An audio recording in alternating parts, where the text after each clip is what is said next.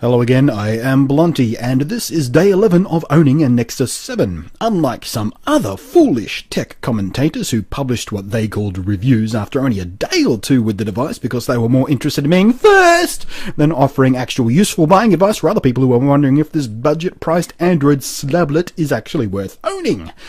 But now, with that snarkiness aside, after 11 days of constant use, letting the exciting new toyness wear off, and finding out how the Nexus 7 would actually soak into my day-to-day life and habits, and if I would reach for it more often than I would my top-of-the-line Retina screen 64GB wallet-crippling iPad, I now feel ready to make an informed commentary on the worthiness of this 7-inch slice of jelly bean Android.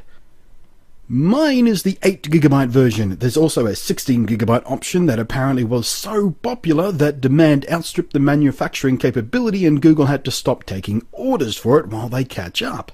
It's rocking a quad-core Tegra 3 chipset, and that combined with the new user interface performance tweaks in the latest version of Android has made for a very responsive bit of kit that usually delivers a smooth and very pleasant interface. I say usually because here and there it still stutters just a bit, but I expect those moments will become rarer as more and more apps and widgets are updated properly. It charges from a standard micro USB port. However, despite this port being standard, I found that the Nexus 7 is actually rather finicky when it comes to actually charging itself from other standard USB chargers. I tried 5 different power supplies. It worked on 2 of them. So much for standards. This is a colossally frustrating quirk and very inconvenient for travellers who just can't count on it working with any standard USB charger to hand. The screen is far better than you'd expect on a gadget for this price range, but that's a qualification you need to keep in mind. It's good for the price. It's not fantastic when compared to screens on some other class-leading handheld gadgets. It's certainly not on par with Apple's so-called Retina displays. You will see the pixels here, and text can look a bit jagged, but honestly, only if you're really looking for it. The color gamut is a bit limited, so photos and videos don't look quite as rich and poppy as they could be. It's also not very bright by today's standards, so using it in sunlight can be a bit tricky at times. Indoors, though, it performs nicely, and let's face it, without 3G, the usefulness of the tablet out where the sun shines is somewhat limited anyway. But on the whole, the screen is absolutely fine, perfectly serviceable and quite readable. The speaker, it's mono only, it pumps out a respectable volume for most uses, but overall it doesn't pump out a particularly impressive audio experience. But again, much like the screen, it hits a level that counts as good enough, so most people won't really notice. It's a clean enough sound and rarely distorts even at max volume, even if max volume really isn't a room-filling concept here. Through headphones it's also fine. Good volume available and acceptable tonal quality, though at the top end of the volume scale it does clip and distort a bit. Audiophiles will not be impressed, and the truly anal amongst them will probably hate it. But once again, it's sitting smack bang in the good enough territory and most people won't be bothered by it. The singular front-facing camera is another victim of building to a budget. It's a bit shit, to be honest, so shit that Google don't even want you really using it at will. The Nexus doesn't even ship with a pre-installed camera app. It's really just there for video chats, Google Plus video hangouts, Skype calls and the like, and for that purpose, the camera and onboard microphone are, say it with me now, good enough. But I have to say, it is a pity that Google, the company that owns YouTube, the biggest video sharing site on the planet, didn't think a camera worth using for recording videos on was a thing they needed to think about. Why put a camera on there at all if you're going to be so half-assed about the whole thing?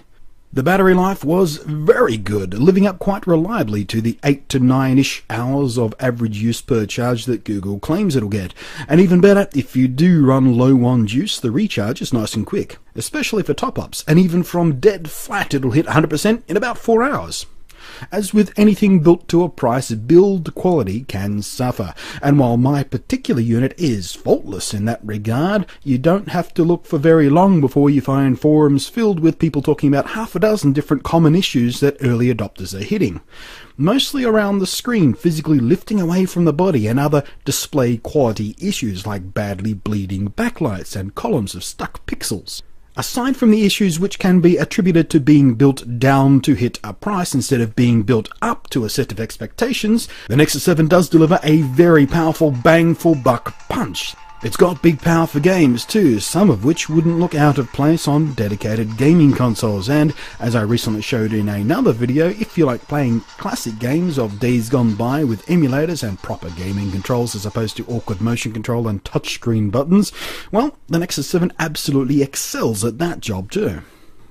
But keep in mind, with only 8 and 16GB options available and no slot of any kind for expandable system memory, and with some of the more impressive games available for Android eating up a gigabyte or more of your limited storage resources, if you are a gamer and you own this device, you're likely to hit the walls here and have to be very brutal about deleting things to make room for the newest, shiniest games when they come out.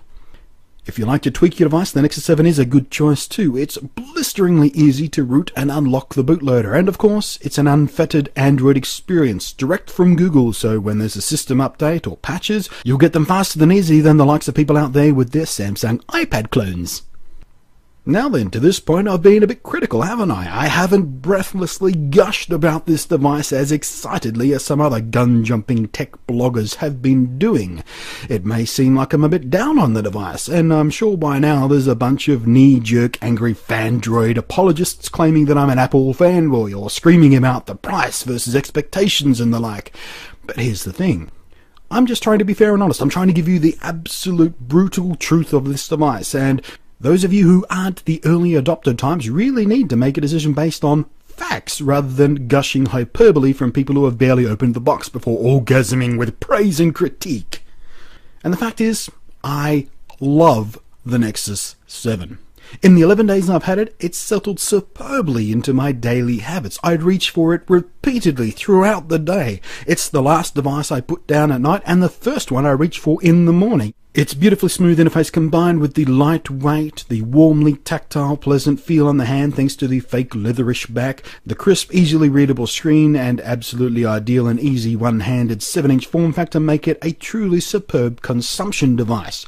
I've been using it far more than my iPad. I'd expected that for the first few days, of course. New toys always get played with more at first and all that, but even now that the new toy joy has faded, my behaviour has stayed shifted with a preference to pick up the Nexus 7 before the iPad, and even my phone. And that's not a behaviour pattern I expect to change. The Nexus 7 is simply better suited for most of the things I tend to use a tablet for.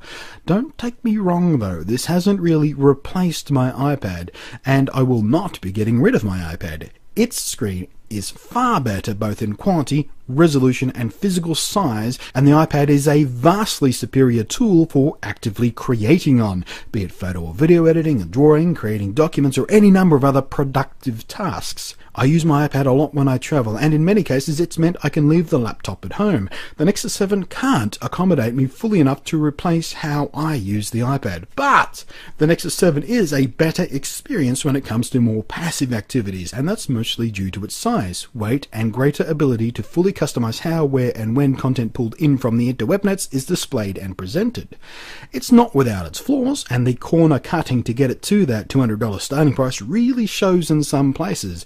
But even with all that, I'd still call it one of the best bargains in tech today. It's easily the best experience in its class. It simply kicks the skull in of anything even close to its price. But given some of the quality control issues it seems to have, my advice is to suggest a strong preference for buying it at a local brick-and-mortar store in case you cop a bad one.